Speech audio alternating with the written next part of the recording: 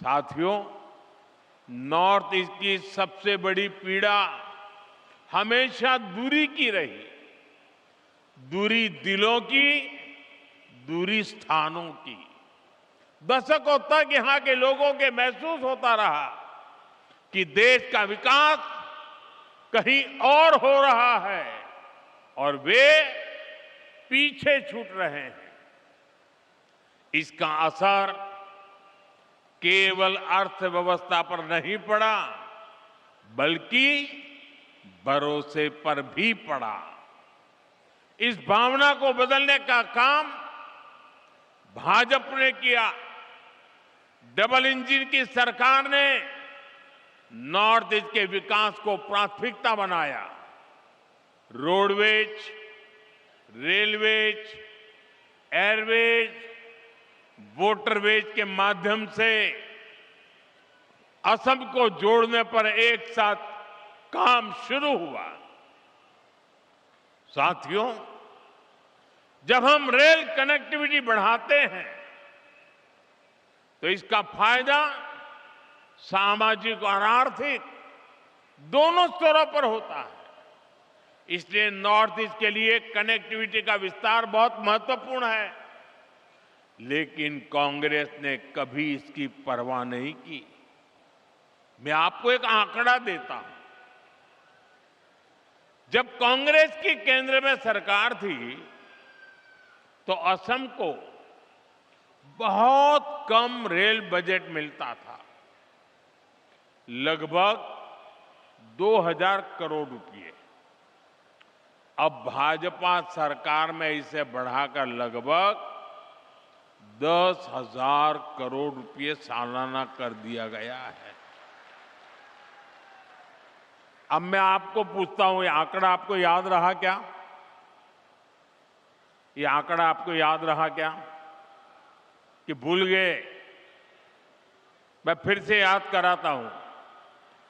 कांग्रेस के जमाने में असम को रेलवे के लिए 2000 करोड़ रुपया मिलता था। कितना? सबके सब बोलिए, कितना मिलता था? कितना मिलता था? कितना मिलता था?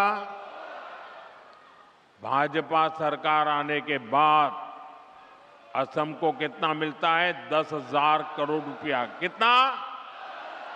कितना? कितना? 10,000 करोड़ रुपया।